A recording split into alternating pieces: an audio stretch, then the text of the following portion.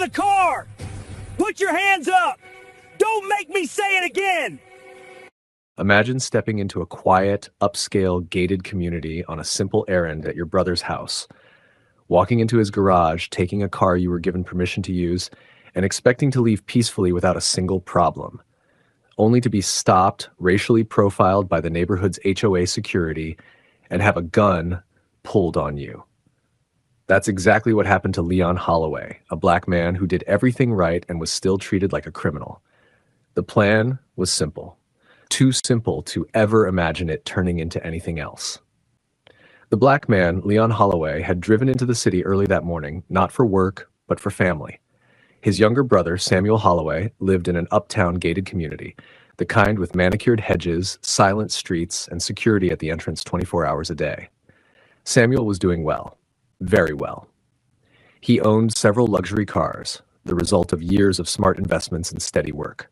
Leon had never been the flashy type, but for an upcoming formal occasion, he needed something more polished than his usual vehicle. Samuel didn't hesitate. "Take whichever one you want," Samuel had said over the phone. "I won't even be around." They planned everything carefully. Samuel gave Leon the garage code, the spare key, and written permission. He even handled the HOA side of things. The community's longstanding security officer, someone Samuel had known for years, was informed days in advance. Pictures were shown, dates were confirmed, a temporary vehicle exit permit was approved and logged. Nothing was left to chance. But life shifted in a way no one expected. 2 days before Leon was set to come, the old HOA security officer accepted a new job out of state and moved immediately. Before leaving, he briefed the incoming replacement about everything scheduled: maintenance, guest access, and one specific note. Someone would be coming to collect a car from Samuel Holloway's house. What he didn't mention was race.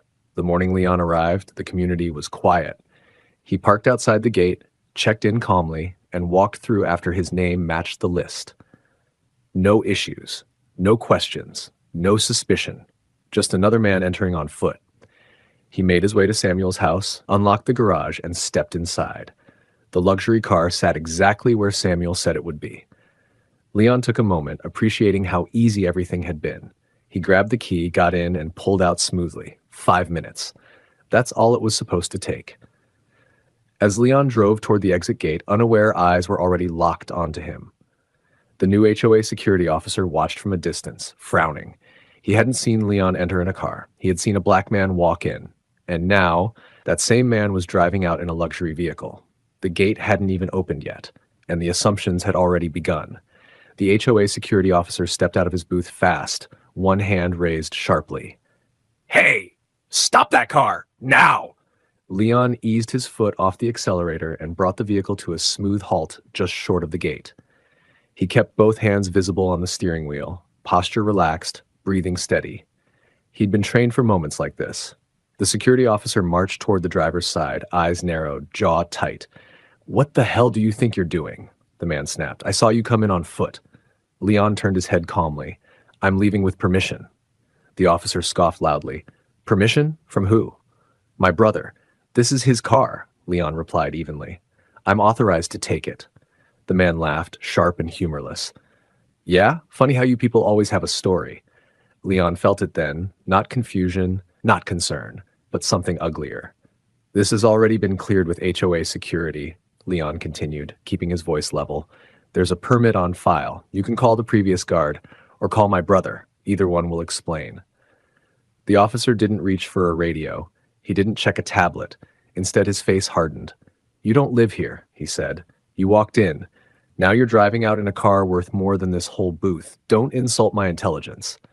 Leon exhaled slowly. "I'm not trying to escalate anything. I just need to leave." That was when the man's hand dropped to his side and came back up holding a gun.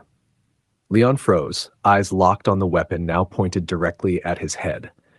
Have you ever been judged so quickly before? What would you do if that judgment came with a gun?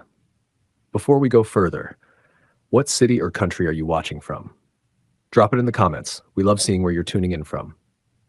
And if you believe power should never excuse racism, make sure you like and subscribe for stories that expose the truth.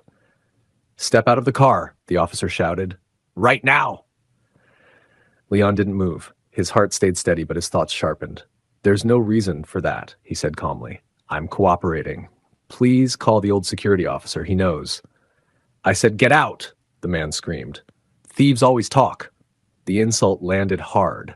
Leon realized something in that moment. This wasn't about procedure. It wasn't about confusion. It wasn't even about security. It was about what the man thought he was seeing. A black man, a luxury car, a gated community. Leon slowly opened the door and stepped out, hands raised, movements deliberate. The gun never wavered. "Now tell me again." The officer sneered. "How you somehow own this ride." Leon looked at him, really looked at him, and understood the truth. This wasn't suspicion anymore. This was racism. And talking his way out of it was no longer an option. Leon stood beside the car with his hands raised, the cold air brushing against his skin.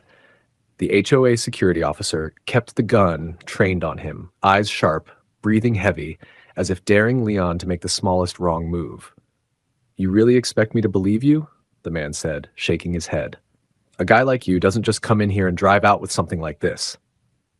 Leon lowered his hands slowly once the officer stepped back a half pace, careful not to provoke him. "I've already explained everything. The permit is on file. My brother owns the house. This car belongs to him."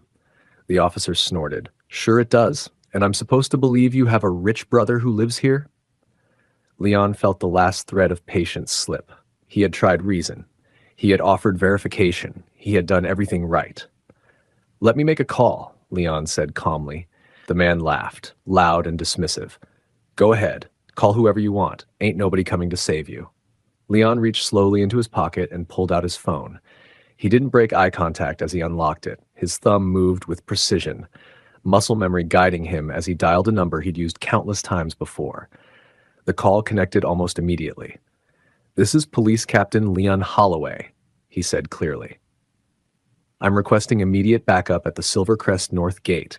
I'm being detained at gunpoint by HOA security under false accusation." There was a pause, then a firm voice answered, sharp and alert. "Copy that, Captain. Units are en route." Leon ended the call and slipped the phone back into his pocket. The HOA security officer's smile faltered.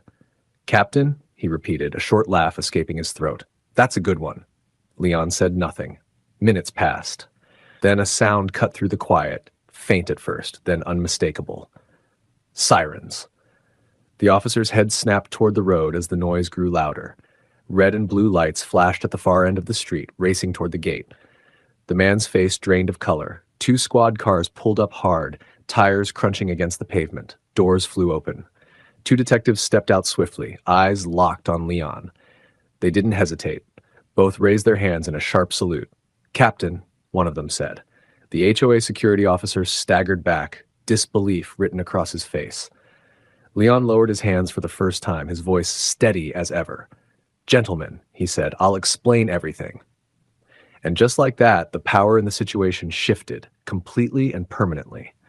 Leon turned calmly toward the detectives, his posture straight, his tone controlled. "I entered this neighborhood with permission," he said. "My brother owns the property. I was authorized to take his vehicle. This individual stopped me, accused me of theft, aimed a firearm at my head, and refused to verify any information." One of the detectives nodded. "Do you have evidence, sir?" Leon reached into his pocket and pulled out his phone. "I recorded everything." He pressed play. The night filled with the HOA security officer's voice. Sharp, mocking, angry. The accusations, the insults, the assumptions about what Leon could and couldn't own. The moment the gun was drawn, the threats. Every word was clear. The second detective's jaw tightened as the recording continued. When it ended, Leon opened his email and showed them the digital permit, the written authorization, and the message from the previous HOA security officer confirming the arrangement. The evidence was undeniable. The HOA security officer tried to speak. I didn't know who he was. I was just doing my job." "That's enough," one detective said firmly. The other stepped forward, turned the man around, and placed him in handcuffs. The metal clicked shut as the reality finally landed. "What? No! Wait! This is a misunderstanding," the man stammered, his voice cracking. "I was protecting the neighborhood." "You were impersonating authority and threatening a citizen with a firearm," the detective replied. "You're under arrest." The HOA security officer was guided toward the squad car. still looking back at Leon as if hoping this would somehow reverse itself. It didn't. He was placed in the back seat, the door closing with a final hollow thud. Leon watched silently. He felt no satisfaction, only weight. As the patrol cars pulled away, the gate finally opened. Leon sat back in the driver's seat, hands resting on the wheel, and drove out slowly. Later, the HOA board would be notified. Charges would be filed. The security company would be reviewed. Consequences would follow. Justice had been served. But the question of how often it wasn't lingered long after the night was over. If you believe authority should protect people, not terrorize them, smash that like button and subscribe to Story Arc, and stay with us for stories where the truth always comes out.